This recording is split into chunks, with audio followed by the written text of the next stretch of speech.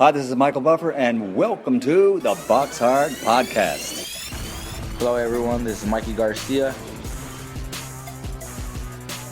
Yo, it's your boy, the odd guy himself, Malik King Scott. Hi, I'm Charlie Edwards. This is Fast Eddie Chambers, and you're listening to the BoxHard Podcast with my main man, Joey Coastman. Hello everybody and welcome to episode 99 of the BoxHard Podcast. I'm your host Joey Coastman. I'm joined as always by the ever elusive, the infamous Mr. Ayaz Sumra. Ayaz, how you doing, sir? I'm good, Joey. How are you? Very good, my friend, very good. Right, we're going to dive straight into part one. Part one, of course, being the review part of the show. There's quite a few bits to go over, to be honest, so we're going to get down to it real quickly. We're going to start with the York Hall card that took place on Friday. Now, I was there in attendance. It was another JD Next Gen kind of card. It was all prospects against I won't say journeyman in every single case, every single fight, but mainly we were seeing a lot of journeymen in there. I'm gonna start with Joe Cordina. Joe Cordina 3-0. He stepped in against Jamie Spate. Jamie Spate 15-12. Obviously, we see Jamie Spate recently take on Reece Bellotti. Now, when Jamie Spate took on Reece Bellotti, he showed his grit. He's very tough, Jamie Spate. I know that he wanted to, fight on the big stage for quite a while. He got on Sky against Reece Bellotti. He was very happy about that. I remember being there for that as well. And he lost by TKO in round 8. And I really rate Bellotti. I think that's that was a good win. A title was on the line there as well, but this time against Joe Cordina. Joe Cordina got Jamie Spate out in round 1. Real shocking stuff. Brilliant win there. Joe Cordina's shot selection was brilliant. Great uppercuts right underneath the guard. Great display. And as I say, when you compare that to the stoppage that Bellotti got over Spate, and don't get me wrong, Spate took a proper hiding against Bellotti, but this one was quick and very, very much businessman-like from Cordina. So it was good to see him get that win there. Also on the bill, Conor Benn 7-0 took on Kane Baker 4-0. Two undefeated guys there. Conor Benn showed up. As I've said before, Conor Benn, he's really impressed me recently. I think he's improved. He's come on loads, like heaps and bounds. Conor Benn, his opponent did okay in the first round. Yet again, Conor showed us some crazy elusive skills that have just come out of nowhere. As I said, very improved. He was ducking and rolling shots pretty easily, really improved since last year. I think he's the most improved fighter pretty much in Britain. That might be a stretch, but I think off the top of my head he's been really impressive lately. He should have got a knockdown actually. I think it was in the first round because he hit the guy and the guy fell onto the ropes, but he would have gone down if the rope wasn't there, so that should have been counted as a knockdown. But the guy was lucky to escape with the 10-9 round. And then, of course, in the second round, when they came out for the second round, Conor Benn picked up the TKO. So a good win for him there in the second round of 6. He didn't need those rounds. Quick work there for Conor Benn and Cordina. Also on the bill, Ted Cheeseman, his record 9-0 going in. We were told he was going to be fighting at English kind of level now from Eddie Hearn, but it wasn't to be in this one. He took on Francesco Lezzi, who had a record of 9-8 with 1 draw. This was a funny fight. Now, Ted Cheeseman, he got in there. His opponent, literally, and I'm not even joking, he threw 2 punches the whole fight. And I really mean it. I'm not joking. I'm not saying, no, he threw a low amount, so I'm going to say 2. I counted him. He literally threw 2 punches the whole fight. He was just tucking up. He was just, he wasn't really getting like bashed up kind of thing. He wasn't getting dropped and stuff like that. But he just looked absolutely terrible. He was the worst opponent I've ever seen in my whole life, live anyway. He was a complete punch bag. And the fact, and you've kind of got to highlight this, the fact that Cheeseman couldn't stop him almost looked bad. But I do want to say, looking at the guy's record, as I said there, he's got 9. His record's 9-8. He's got a winning record, but of those 8 losses, he'd only been stopped once, and it was against a guy who wasn't really of note. So, perhaps he is quite durable, he's quite a tough guy. But anyway, he looked terrible, he didn't throw, he was a complete punching bag, and he ended up moaning to the referee. Literally every 30 seconds he was saying something or other to the referee, and there was a language barrier, so no one quite knew what he was talking about. And in the 3rd round, he basically got told off because the referee kept saying to him, listen, you've got to throw punches. It's one-sided. You've got to throw punches here. And he ended up shoving the referee in the 3rd round. And that was unbelievable. He just literally went up to the ref, shoved the ref, like proper shove as well. And the referee just threw him out, disqualified him right there. And his corner man went absolutely mad, ended up being told off by the security. He didn't even speak a word of English, so no one knew what he was saying either. Some crazy gestures to some women ringside as well. It was a proper bit of York Hall action. You can't expect nothing less. There's always something like this going down at York Hall, which makes it what it is. Moving down that card, Felix Cash, 5-0 going in. He took on a guy called Fernando Heredia. I think Heredia was Spanish. He was 3-1. Felix Cash knocked him out in the very first round. That was a really good performance from Felix Cash. To be completely honest, though, I think I saw him being interviewed after the fight. I was backstage with him and a reporter, and he was saying that really and truly he felt a little bit rusty because he'd been out the ring for a little while. I think it was only about 7 months or something, but I suppose it's still a decent amount of time. But yeah, Felix Cash got in there and he got a bloody nose. And as I say, the fight only went, it didn't even go around. He got his man out there within that first round, but he got a bloody nose in that time and he took a few punches. So he looked quite a sort of tough first round. A good bit of action going back and forth, but Felix Cash prevailed. Very good shot selection, and he just did what he had to do, and it was a good knockout there.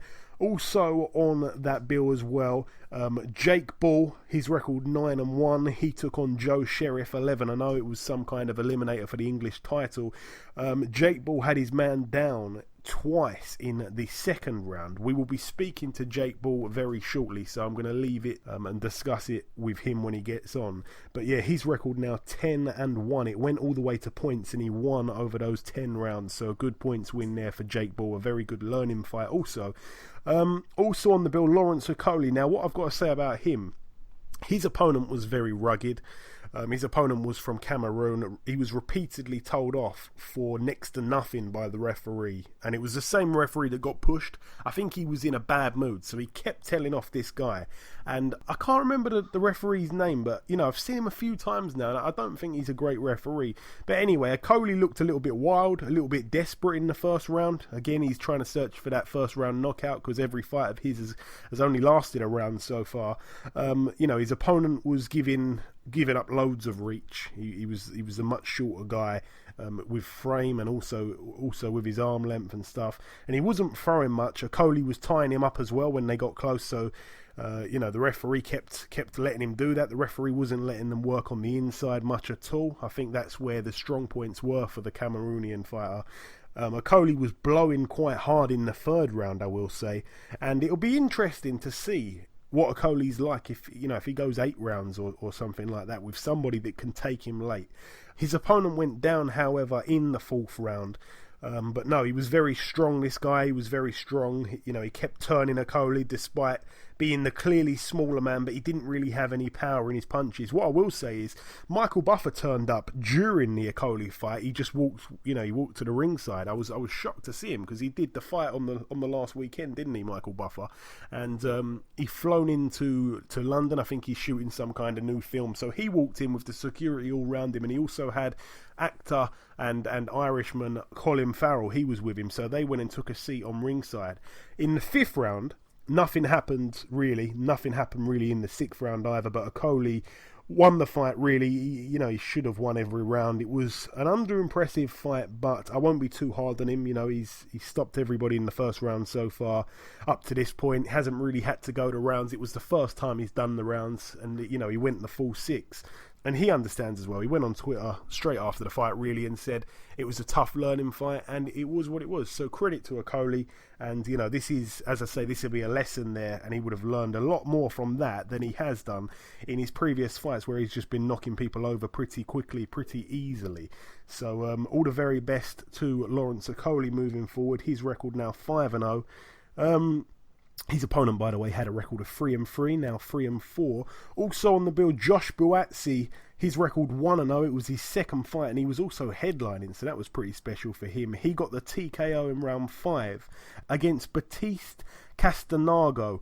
It was something like that anyway. His record was 8-12 going in, but he was very tough, and he came in on very short notice as well. I'm not quite sure how short the notice was, but he came in as a late replacement, and he gave Buatsi a decent fight, I've really got to say. For those few rounds, the first few rounds, he was I'm talking about Buatsi, he was loading up on his shots too much. He was trying to get the stoppage early. He was swinging, he was missing wildly, but the guy was very, very game. You know, he wasn't in the best shape, and the body shots, they ended up being accumulative.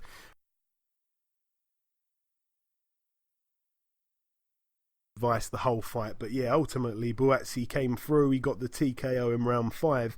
It was only scheduled for 6, so there was the fright that it may have gone points, but another knockout there for Josh Buatsi, 2 in a row now, very pleased for him. Also on the bill, we're going to try and go through this a little bit quicker now. Danny Dignam, he moved to 4-0 with a points win over 4 rounds. His opponent wasn't offering much. His opponent's record was 5-49. It's now 5-50. He's also got 1 draw. Also, I will mention William Webber. He moved to 1-0. It was his pro debut. He got a win over Peacock Gym's very own Sonny Whiting, whose now record is 5 wins, 22 losses and 2 draws, so a bit of a journeyman there, but impressive stuff from William Webber. He came out, he was in the southpaw stance, he looked very good. If I'm not mistaken, he might have even been the first fight on. But yeah, that's it for York Hall, that's it for the Mecca of boxing. Let's move over now, and let's do this a little bit quicker. Let's go over to Leeds United FC. There was one fight over there. The pro debut of former Team GB star Jack Bateson. He made his debut. He picked up a TKO in round 1 against a guy who was 6-1. He was, well, I don't want to call him a journeyman, but his name's Zasult Sarkozy. I think I may have even seen him before. But yeah, that's a decent fight to be in there with someone who's 6-1 on your pro debut. That's nice stuff, and also to get the TKO in round 1, that's very impressive stuff there. That's it for Leeds FC. Moving over now to Mexico. This was a funny one from last weekend. It wasn't too funny actually when I tell you about it. Antonio Margarito, 40-8, stepped in the ring against Carson Jones, 40-11 with 3 draws. Both men have had better days, especially Antonio Margarito. Now, Carson Jones was deducted a point in round 5 for leading with his head, and many people that have watched this fight believe that the referee was being very harsh on him. They believe that the officials were all kind of ganging up on Carson Jones, you know, to favour the home fighter in Margarito. Now, Margarito, by all accounts, did okay early. But during the later parts of the fight, from about round 5, sort of maybe even round 4, Carson Jones was dominating, was taking over. And apparently it looked like Antonio Margarito was not going to be able to last the full distance, the full 10 rounds. And where they had clashed heads, and I think it was an accidental head clash that they had, there was a small cut that had opened on Margarito's right eyelid. And apparently the cut wasn't even that bad. And when the fight seemed to be, you know, the tables had kind of turned, and Carson Jones was winning the fight, and he looked like he was going to be perhaps even going to be able to stop Antonio Margarito. That's when, at the end of round 7, Margarito went back to his corner, and the referee, or the ringside doctor, I think it was actually to be specific, he looked at the eye and went, actually, he can't carry on with this, it needs to go to the cards. So it went to the cards for a technical decision, which ended up happening in round 7, which is very late for a technical decision. I'm not even sure that's too legal, to be completely honest. And at the time of the stoppage, Antonio Margarito was winning on the cards. So People are absolutely shocked at this. This was terrible officiating by all accounts, and also people saying that the judges, all three judges, had Margarito up at the time of the stoppage. People are absolutely livid with that. And at the time, it was so unclear what was going on that Carson Jones was actually celebrating in his corner, and then he got told, no, it's going to the cards and you've lost. So very gutted for Carson Jones. He's a guy that's always on the road. Sometimes he pulls off the win, sometimes he doesn't, but he deserved it here by all accounts. His record now 40-12 with 3 draws. That's after 55 pro contests. And Margarito now 41-8, and he's going to be eyeing up that Miguel Cotto fight, which nobody wants to see. That's it for Mexico. Moving over now to... We're going to go over to Doncaster Dome now. 1 or 2 fights to mention on this bill. Jordan Gill, he's being trained by Dave Caldwell at the moment. He picked up a TKO in round 2 against Jordan Ellison. Jordan Ellison 7-11, now 7-12, and Jordan Gill now moves to 17-0. Ellison was down twice in the first round and also once in the second, where it was called a halt. Also on that bill as well, the return of Curtis Woodhouse from 3 years out the ring. His record 22-7, now 23-7 inside 30 fights. It was a points win for him against Arvidas Trisno, who, if I'm not mistaken, also took John Wayne Hibbert points as well. So tough guy. He's got 68 losses on his record now, only 25 wins, and Curtis Woodhouse banks those 6 rounds there, so he'll be pleased about that, I'm sure. That's it for Doncaster Dome. We're now going to move over to the final bill of the reviewing part of the show. It happened over in the Mountaineer Casino Ballroom in New Cumberland, West Virginia, USA. One fight to mention really on this bill. Bobby Gunn Jr. moved to 9-0. He picked up a TKO in round 2. It was scheduled for 10 rounds. He got a win over Mike Miranda, whose record is 44-6. So that's a huge record for just your 9th contest there, Bobby Gunn Jr.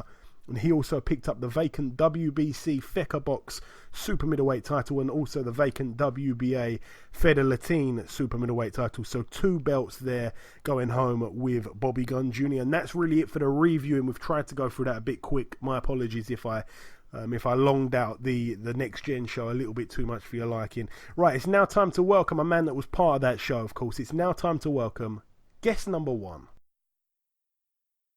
Ladies and gentlemen, please welcome the light heavyweight prospect and soon-to-be challenger for the English title, Mr. Jake Bull. Jake, welcome to the show. How you doing, mate? All good, my friend. Yourself? Yeah, very good, very good. Excellent, man, excellent.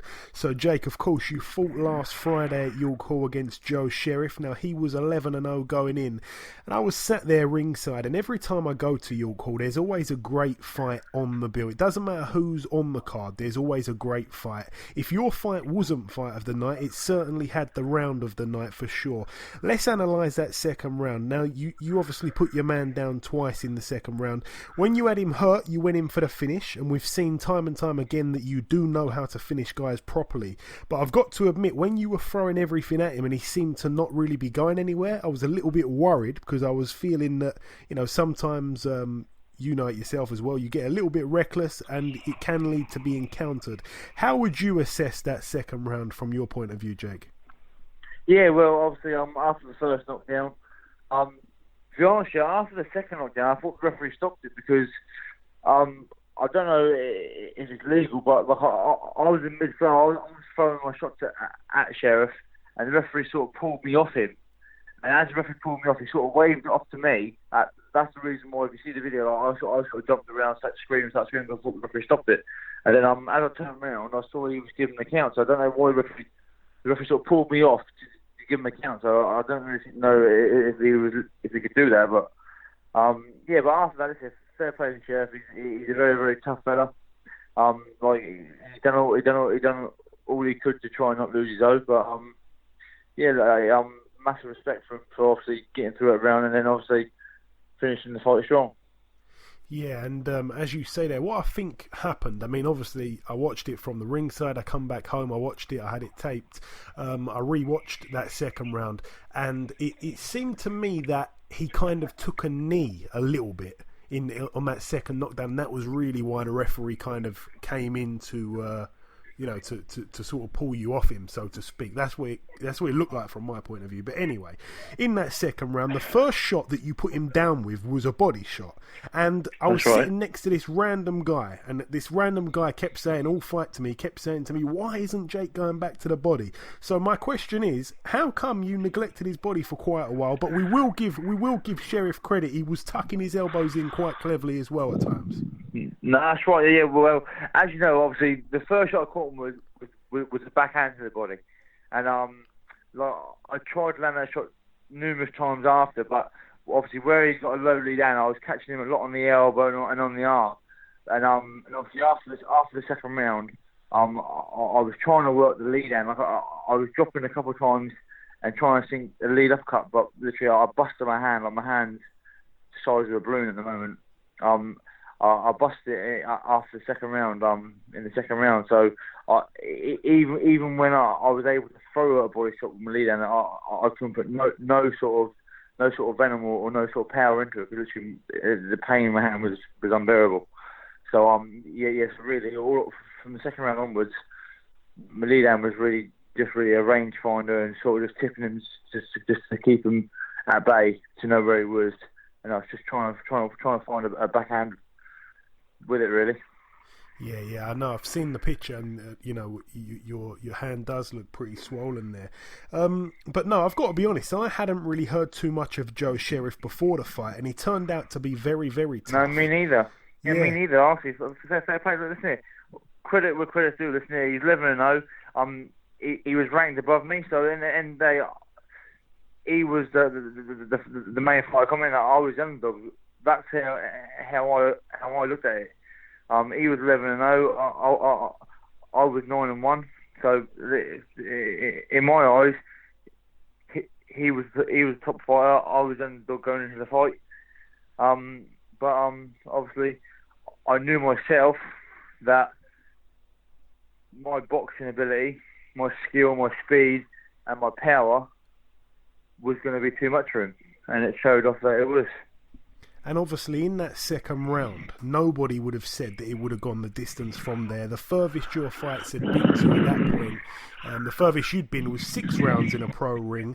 Obviously you went the full 10. Surely this was the toughest fight of your career thus far, Jake? No, 100%. Well, the thing is, like, obviously, it's hard to say. If my hand didn't go in the second round, I said to my coach and my trainer, like, personally, I think I could have got him out of there, but I think it was a good thing. Like Jim Mack to me, he said it's probably a good thing that you did hurt your hand, because it made you box more smartly for the remaining 8 rounds, and plus it's a bonus for you to get a good tough fast 10 rounds in. So basically it's another box ticked in the experience. Obviously you had to go through diversity obviously with your hand, so you had to change your game plan mid fight. So he said all them little things, he said, is all experience leading up to obviously the bigger fights. So obviously I'm over the moon. I've got a good 10 rounds. It's a good solid opponent in Joe Sherriff, and got the win. That's all that matters. And now on to English title. Absolutely, and Jimsky's right there as well. Something that kind of surprised me really was the scorecard. I thought that it was a bit of a wild one. It didn't make too much sense to me. When I worked it out how Jeff Hines scored the fight, aside from the 10-7 double knockdown round in round 2, the other 9 rounds he scored 3 to you, 3 to Sherriff, and 3 10-10 rounds. That's the only way mathematically. Yeah, absolutely mad. Let's hear it. Joe Sherriff done it very, very well. But myself personally, I'd probably give Joe at least 3 rounds. That's I've watched the fight back 3-4 times now, and that's sort of how I see it. So I don't know how Jeff Hines got that score, but it is what it is. I got the win. That's what matters. So on to the next one. And that fight, as we all know, it was an eliminator for the English title, right? That's right. So the current champion right now is Joel McIntyre. He defends that belt this weekend against Liam Conroy. So will you be fighting the winner of that fight next? Well, most definitely. Well, I'm going to be chatting ready, and then as soon as that fight happens, whoever wins the fight, that's who I want. And do you believe that will be, next? Like you won't have a fight in between, or do you reckon it'll be next for you? No, well, listen, until that fight happens and it's out of the way, and obviously we know what the situation is, it's hard to say, but obviously the next fight I want is in this title. So if it means fighting the champion, whoever wins that fight, or if they vacate it, I've got to fight for a vacant belt against someone else, so be it. But my next fight, ideally, I want to fight for the title. And obviously, as you said there, and you're right when you say that, we don't know what's going to happen this weekend between those two guys. But ideally, when would you be ready for that fight? No, I'll be ready. Probably, let's hit November, December. I'll probably be looking to get out again. So, any time then. Wicked. Okay, not too soon then. So before the year closes out, for sure. I'll definitely this year, 100%. Okay, wicked. Now, just before I let you go, I just really wanted to throw this one at you. I want to throw a few light heavyweight names at you domestically, Jake. Do you know most of the top domestic boys in your weight class? Yeah, obviously, I think any fighter in Britain keeps an eye out on likes of all the boys in their own weight category. So yeah. I want to throw these 5 names at you. If you can, just rank these 5 if you can from 1 through to 5. I haven't included yourself in here, but so basically like from best to worst, not necessarily worst, but you know what I mean. I want to throw at you Anthony Yarde, Frank Buglioni, Callum Johnson, Bob Agisaf, and Dex Spellman. Where'd you score those 3 or those 5 from 1 to 5? I'll probably have Dex Spellman at number 5. Yeah, I think that's fair. Followed by Yarde. Okay. See, Bob Agisaf is a funny one because he's been very inactive for a long time. Yeah. But even though he's awkward and he's not bad, so I'll probably put him. It'd probably be a tie between him and Callum Johnson. Or no, actually, I don't want to. I'll put Callum Johnson number 3 and then put Bob Agisaf and then Frank Buglioni. Or actually, it may be the other way around. It could be Buglioni and then Agisaf. Because of Agisaf's inactivity. Yeah. Where he's been very, he's missing a great deal for quite a while. Yeah. No, I think that's pretty fair. Seeing Frank obviously being the British champ at the moment as well. No, definitely. So just before I let you go, Jake, really, I'm out of questions. If there's anything you want to say at all to the listeners, do it. Yeah, no, listen, I just want to give a shout out, obviously, to everyone who sends me good luck messages, well done messages, come to support me, buys tickets, watches live.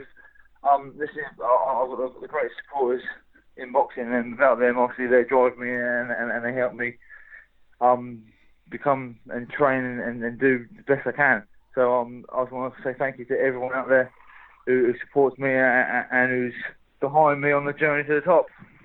And of course, if you want to follow Jake and become a baller, it's on Twitter at @1JakeBall. That's right, Jake, isn't it? That's right, Twitter and Instagram at @1JakeBall. Excellent. All right then, Jake, listen, it's always a pleasure speaking to you, my friend. Congrats once again on the win. We'll look out for what's next for you.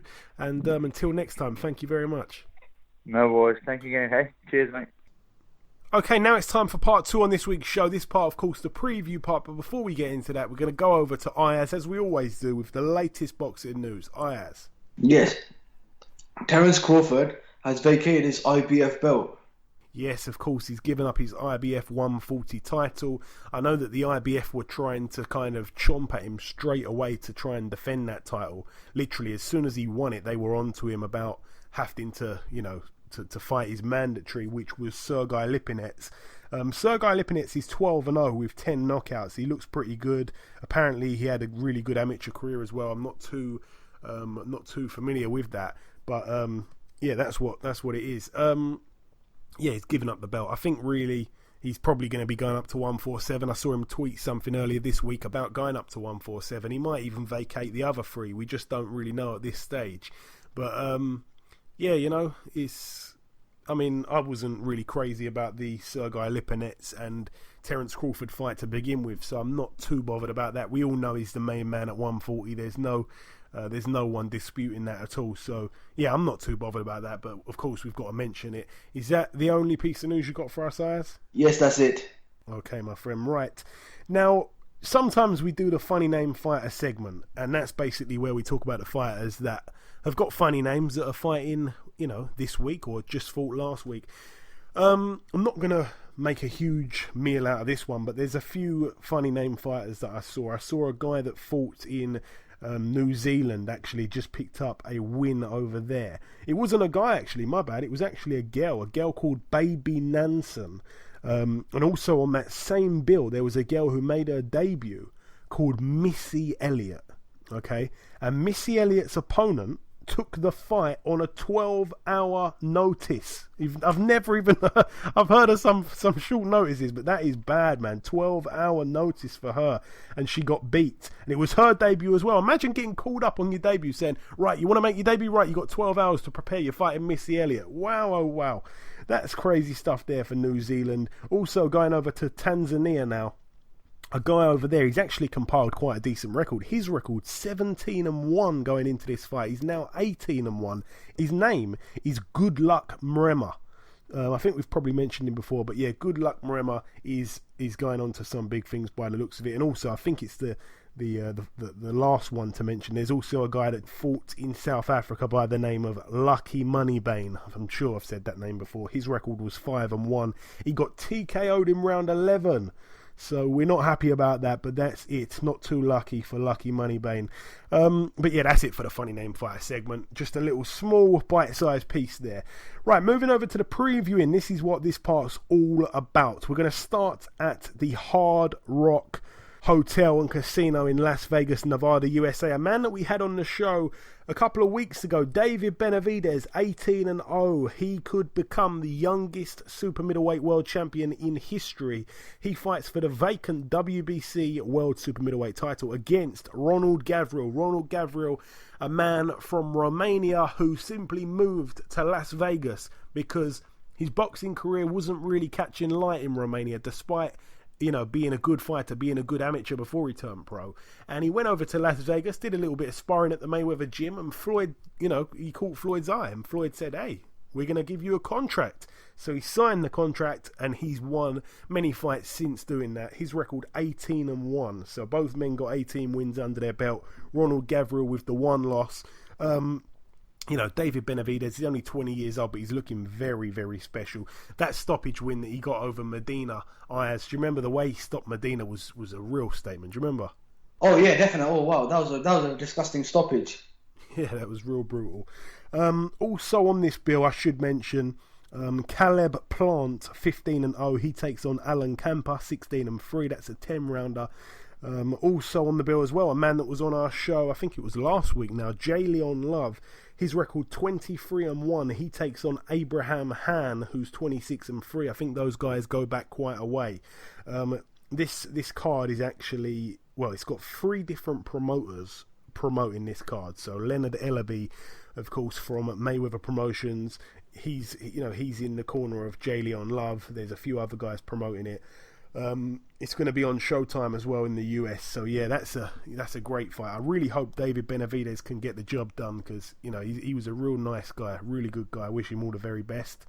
That's it from Las Vegas. Moving over now to the Max Schmeling Hall in Berlin, Germany. One fight or 2 fights to mention. I think I'm going to start with just one fight to mention. I think we're gonna say Alexander Usyk, 12-0, takes on Marco Huck, 40-4 with 1 draw. Marco Huck, of course, a bit of a warrior. Captain Hook, of course, former world champion in his own right. Really good, tough guy. Right. What can I say about this fight? Obviously, they're kicking off the World Boxing Super Series here. This is going to be the first fight across the super middleweight tournament and also the cruiserweight tournament. This one, of course, is the cruiserweight tournament, but the very first fight of the World Boxing Super Series starts this Saturday in Berlin. Alexander Usyk, as we know, of course, really, really good fighter.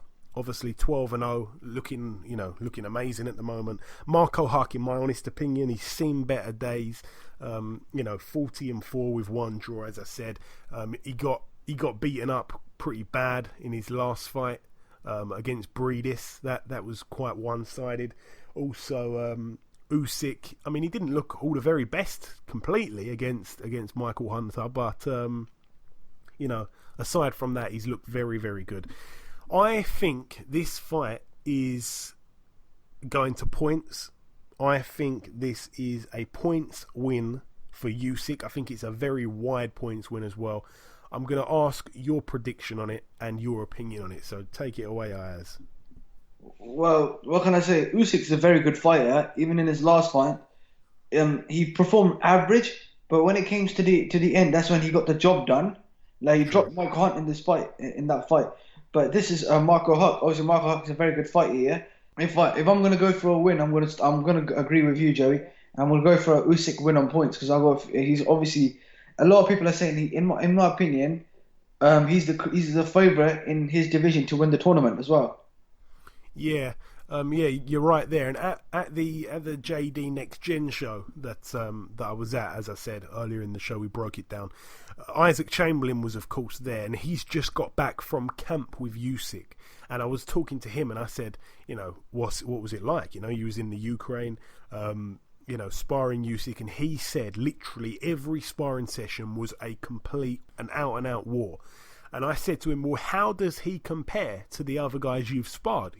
We all know that Isaac Chamberlain sparred Joshua, he sparred Deontay Wilder, big, hard-hitting heavyweights, and he's only a cruiserweight himself.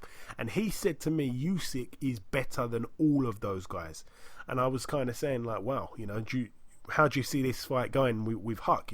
For me, I think Huck, I don't really put Usyk down as the biggest banger, like the biggest one-punch kind of knockout guy, but Huck has got a good beard on him as well, so that's the reason why I just can't see him being stopped. But I can see him maybe a late stoppage, but I think I'd rather go with points. I think points is probably the safe bet if there is one. But no, Usyk's got no danger in this fight. But Isaac Chamberlain was basically saying to me that he's been knocking out sparring partners, so if Usyk's knocking out sparring partners in the gym, then I can only imagine what he's going to be like when they let him loose on Saturday night against Marco Huck, who, as I've said, has definitely seen better days.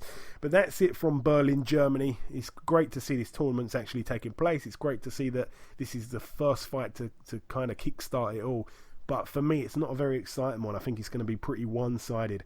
Moving over now to Kazakhstan at the Saryaka Velodrome in Astana. I think I pronounced that pretty well, actually. One fight to mention over here, Kanat Islam, 24-0.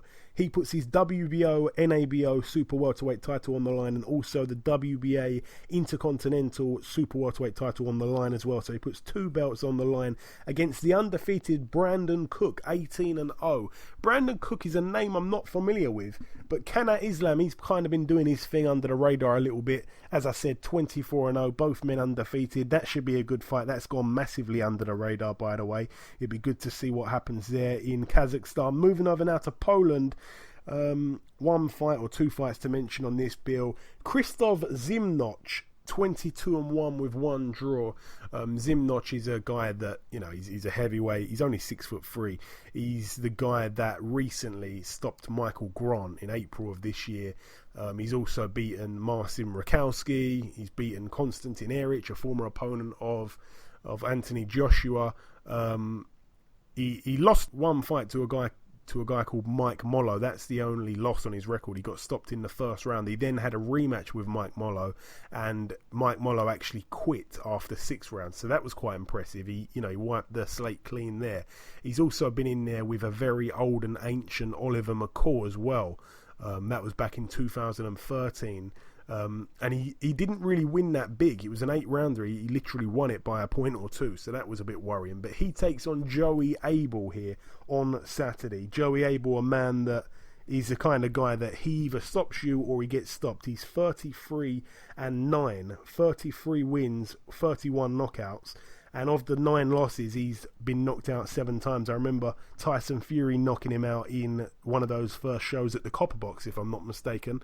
I think I was even there that night. So yeah, Joey Abel comes, he's got a good bang on him, but Zimnot should get the job done, really. Also on that bill as well, Albert Sosnowski, the guy who is, he's a Polish man. He was in Prize Fighter, and randomly he lives, if I'm not mistaken, I'm sure he lives in Red Hill or something like that. Really strange.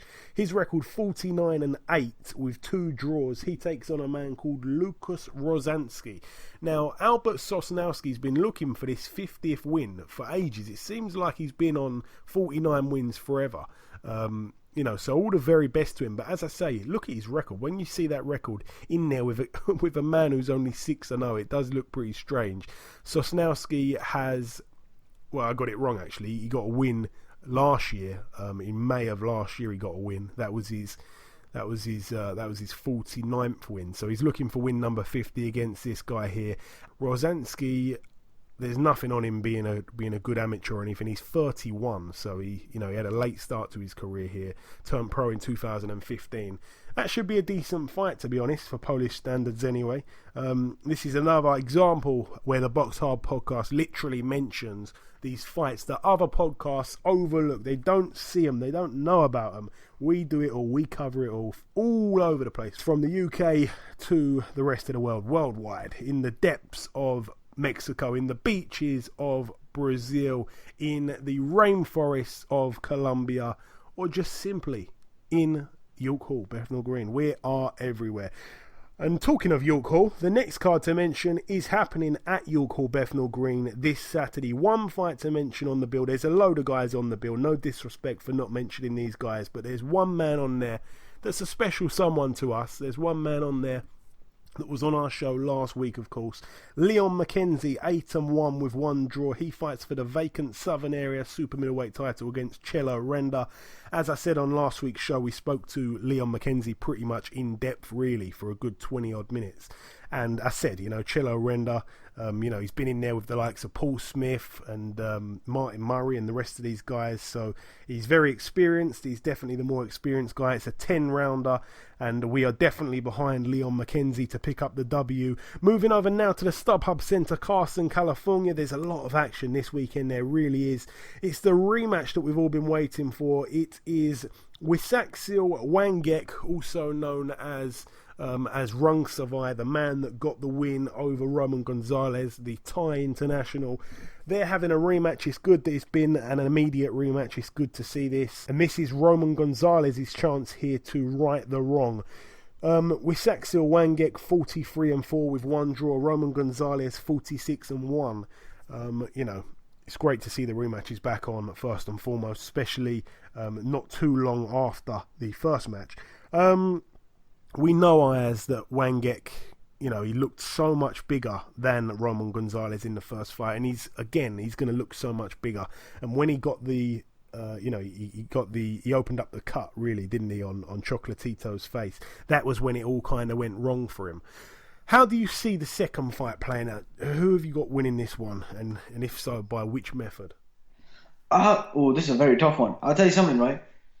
The last one was very, very close. Some people had Roman Gonzalez win, some people had the champion win. I'll tell you something. In the first fight, if Roman Gonzalez didn't get the cut, which he struggled in that fight because of the cut, I reckon he would have won the fight. If obviously he's going to be coming in as the underdog, so I'm going to have to go for Roman Gonzalez win on points. Yeah, I think I'll probably go with that as well. I can't really see him stopping this guy. I think Wangek or Rungsavai, whatever you want to call him, I think he's very tough. I don't really think that Roman Gonzalez's powers really carried up too great through the weights, especially at Superfly here.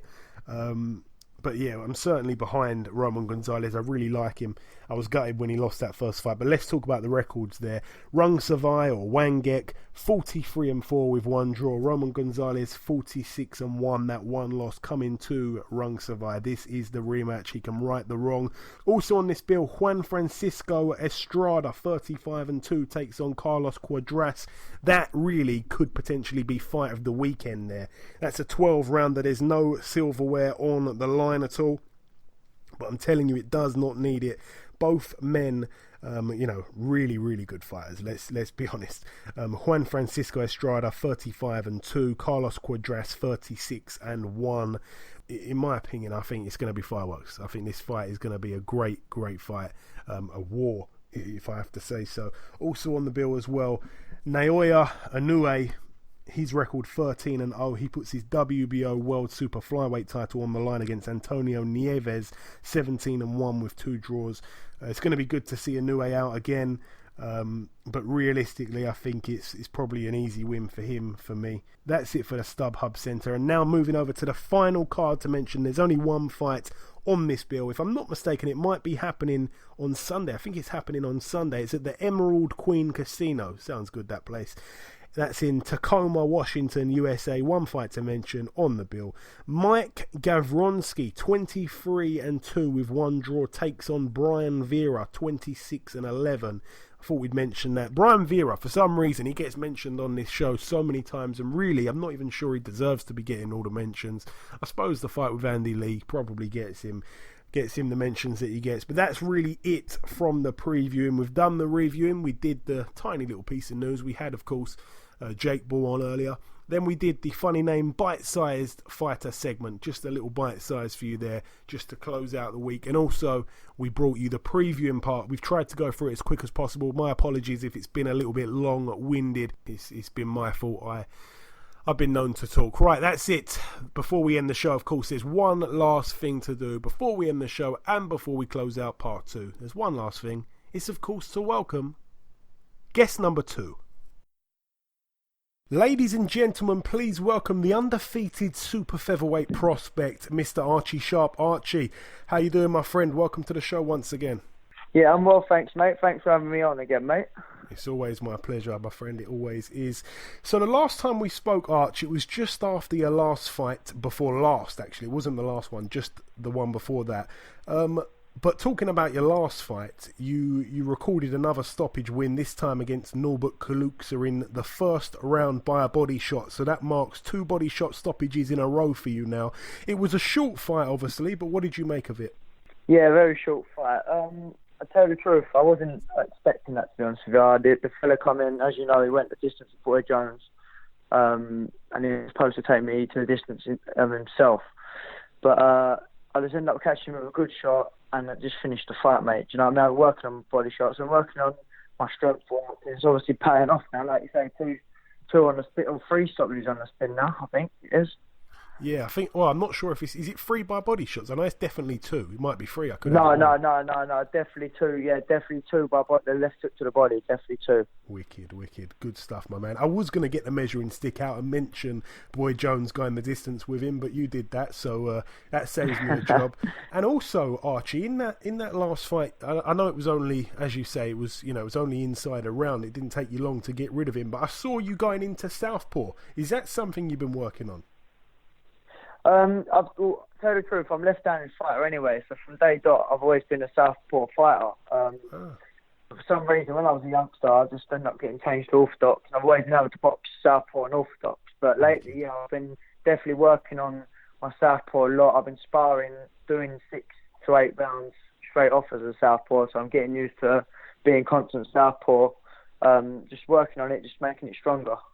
Wicked, man. Wicked. Good to hear. That's very promising. So, of course, this time around, you're fighting on another world title undercard, Billy Joe Saunders undercard on September 16th. It's going to be your first 8 rounder, this fight, if I'm not mistaken.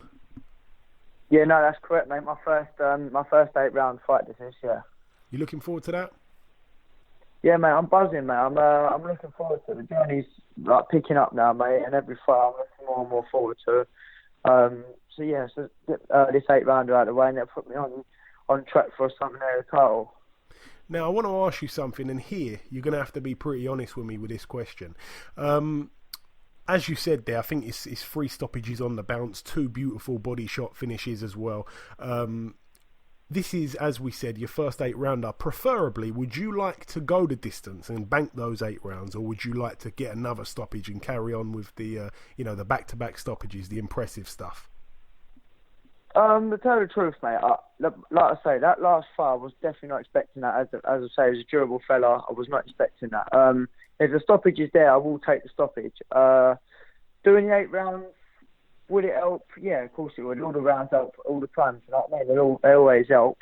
and like I say, get me ready for a 10-rounder and hopefully in November. But mate, I'll just take it as it comes. If it's there, I'll finish the fight. But yeah, I won't be going looking for it. And to tell you the truth, I haven't gone looking for the other stoppages either. I've kind of had in my mind I'm going the distance, and if I see the taking, then I'm going to take it. Yeah, that's definitely right. I've seen that for you. I've seen you. You don't rush in. I've seen you. Take your time, stay composed, and the right shot has just came for you, and you've took it like you said. Do you know who you're fighting at this stage or not? I've been given an opponent. Yes, from Budapest again. I believe so. Off the top of my head right now, I haven't got the name with me. I tell you the truth, I haven't even looked, mate. I've had about 8 opponents for this fight already. So I have had the opponent come through. It has been confirmed by the board. It has been copied and pasted over to my trainer, and I have not looked at a thing. I know he's got a winning record with a few stoppages. Hasn't been stopped much himself, and apparently he's tough. Comes to fight and he comes to win. So we'll see. Like I say, next week I'll have a little butchers on the old internet, but other than that, man, I'm not really too fussed, to be honest with you. Yeah, good stuff, man, good stuff.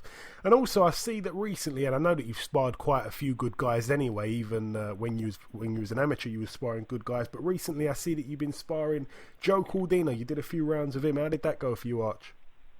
Yes, I done 6 threes with Joe Cordina last? Yeah, a week or two ago, and for the previous fights, Martin Ward. But Joe Cordina, good kid.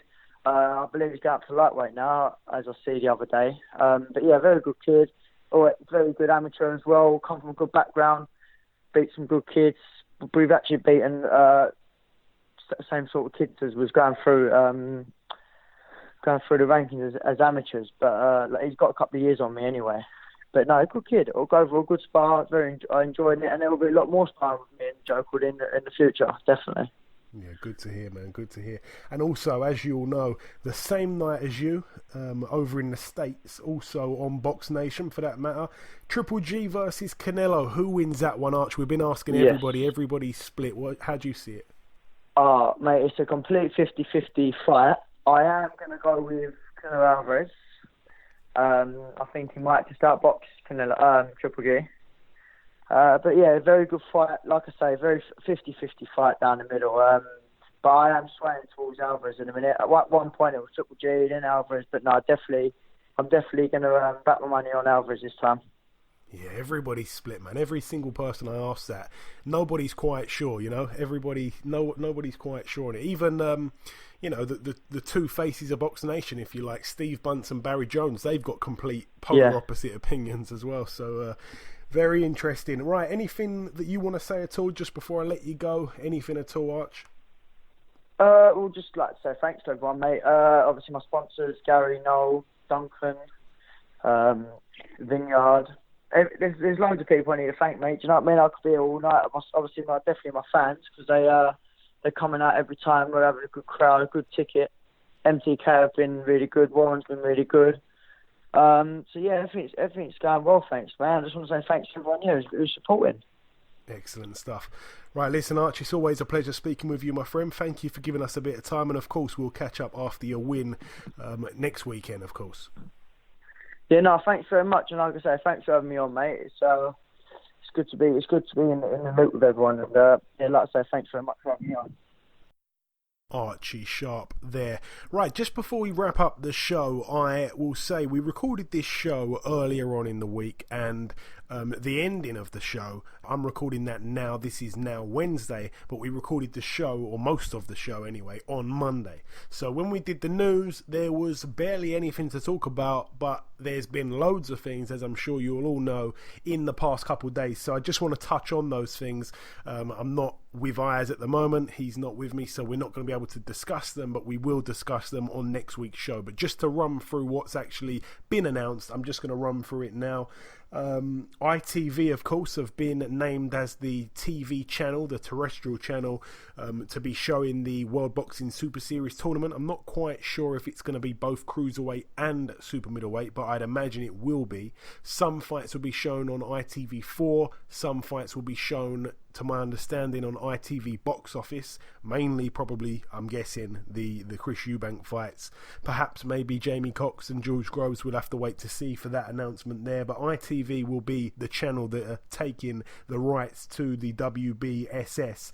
And also Anthony Joshua, of course, will be taking on his mandatory Kubrat Pulev on the 28th of October, of course, in Cardiff. So that fight, we all kind of knew it was going to be happening. It's now been formally announced. That fight will be happening on Sky Sports box office. And an undercard fight for that one is Kao Yafai. He will be defending his world title against Sho Ishida. Again, we will talk more about this on next week's show. And also, the final thing to announce, or, talk about on the news the second part of the news, if you like, on October the 20th, so the week before the Joshua fight, I think it's actually on a Friday night as well, in the Indigo at the O2, UK TV are putting on a card. I think that's some kind of Freeview channel. They're putting on a card, and it's actually going to be the debut promotional card for David Hay and Richard Schaefer's Ringstar Promotions outfit. The Haymaker Ringstar Promotions banner. They will be putting on their first promotional card. That's going to be on UK TV, and topping that bill, Joe Joyce, the Olympian, makes his debut against Brixton's very own tough guy Ian Lewison, and that's a humongous fight for your debut. That's a really, really good fight there. I'm very much looking forward to that one. Right, but that closes up the show. That wraps everything up. It's now time to conclude episode 99. I've been your host, Joey Coastman. Ayaz Summer has been with me. He's, of course, the ever elusive, hard to find Mr. Sumra. Also, I'd like to thank our two guests on this week's show, Archie Sharp and Jake Ball. One prospect from the Eddie Hearn stable, one prospect from the Frank Warren stable. That's how we like to do it sometimes on this show. Remember, you can follow us on Twitter and Instagram at BoxHard Podcast. Please remember, if you do get a little bit of time, to leave us a review on iTunes. It will be much appreciated. Okay, thank you very much for listening, and we'll see you again next week.